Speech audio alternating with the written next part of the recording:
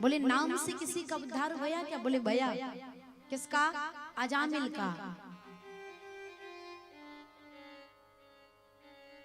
अजामिल एक वेद पाठी ब्राह्मण था।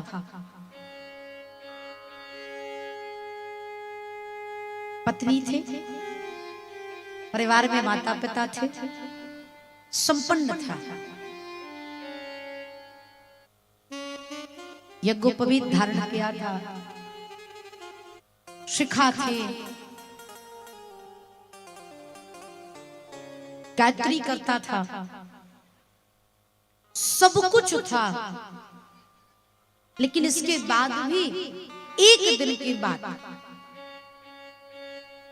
गया जंगल में यज्ञ के लिए समधा लेने के लिए, अचानक अजामिल ने एक दृश्य देखा।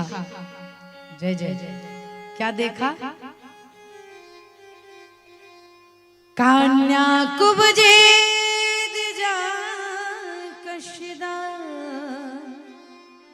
से पति अजामिल नामना नष्ट सदा चारो। क्या? दास्यः संसर्ग दूषितः। बहुत प्रेम से समझिए, हमारे आपके जीवन से जुड़ी हुई ये घटना है। अजामिल गया, वेद पाठी ब्राह्मण था, यज्ञोपवीत पहना था, शिखा थी, पत्नी थी, माँ बाप थे, परिवार था, लेकिन जंगल में लकड़ी लेने के लिए गया प्यारे, और एक दास्या संसर्ग दूषिता, एक स्त्री को, एक गड़का को किसी के साथ संसर्ग करते हुए देख लिया। और जैसे दृष्टि पड़ी, दृष्टि पड़ते ही प्यारे मति की गति बदल गई। बड़ी सुंदर पंक्ति किसी साधक ने लिखा, वासना हो या उपासना, दोनों हमारे नेत्रों से ही प्रवेश करते हैं। वासना हो या उपासना, परमात्मा की छवि को देखेंगे, सुंदर लग जाएगी, भक्ति जग जाएगी।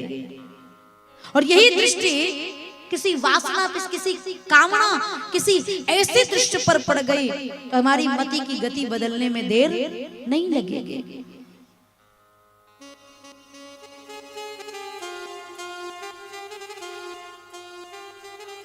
दृष्टि में तेरे दोष है, दुनिया निहारती, समता का अंजन मांझ लो, बस हो गया भजन, आदत बुरी सुधार लो, बस हो गया भजन। जय जय जय। अजामिल जैसे उस स्त्री को संसर्ग करते हुए देखा, मति बदल गई, दौड़ा दौड़ा भागा भागा गड़का के पास गया, मेरे साथ चलो।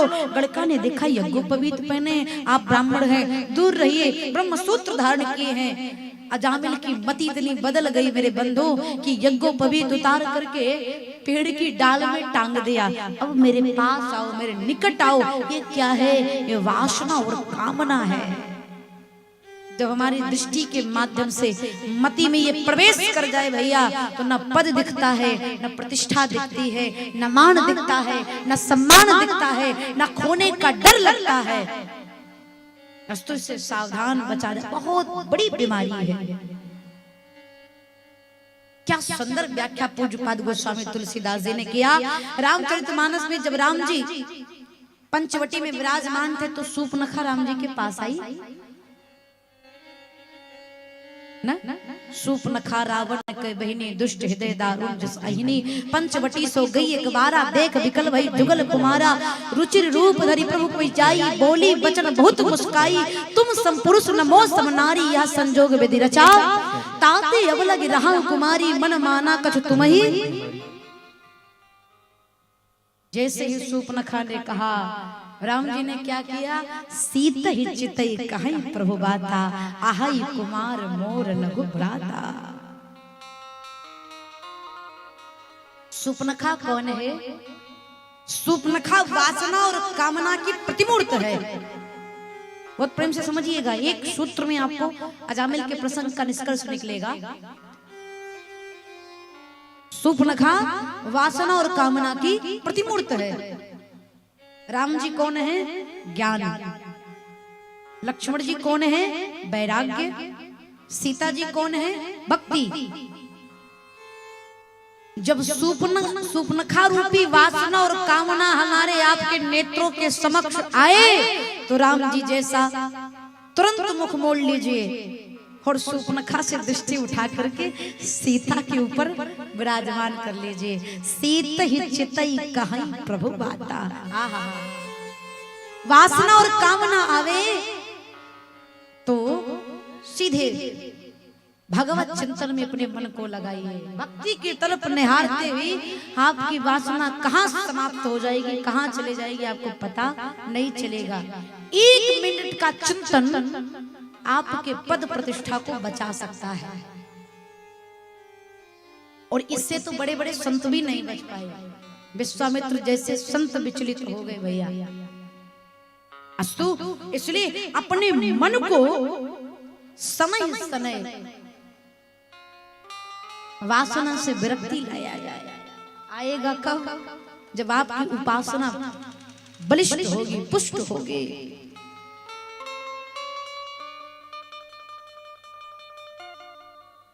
अजामिल गड़िका को लेकर घर गया। माता पिता ने घर से बाहर निकाल दिया। गड़िका को लेकर के अलग परिवार में रहने लगा, अलग घर में रहने लगा। दूसरे दिन गड़िका से बहुत मोह था जामिल को। दूसरे दिन संध्या करने के लिए आसन बिछाकर बैठा ब्राह्मण था। गड़िका ने कहा ये माला जपने से काम नहीं होगा, जाकर धन कमा कर लेकर के आओ। इतनी आसक्ति थी भैया, इतनी आसक्ति थी उस स्त्री के प्रति कि अजामिल माला को टांग दिया और चोरी करने लगा। ये क्या है? आसक्ति है। मोह के दलदल में फंसता चला गया और धीरे धीरे चोरी करने लगा, डकैती करने लगा, कुबुद्धि का शिकार हो गया। सारी उपासना समाप्त हो गई। बुद्धि में, चित्त में, दृष्टि में केवल एक ही चीज रह गई, वो है वासना।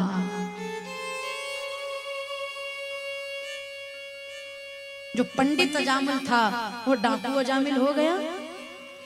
जीवन को बदलते देर नहीं लगा, केवल एक अक्षर का हेर फेर है, एक अक्षर का। जब तक जीवन में अजामिल के राम थे, पूजनीय था, जो देखते हर कोई से प्रणाम करते। रा हट गया, रा की जगह पे का आ गया, राम की जगह पे काम आ गया। और काम आते ही जीवन को बदलने में देर नहीं लगता। जहां कामना वहां राम ना, और जहां राम है वहां क्या काम है? अगर आपने अपने जीवन में अच्छे ढंग से राम को स्थापित कर दिया तो काम आएगा नहीं।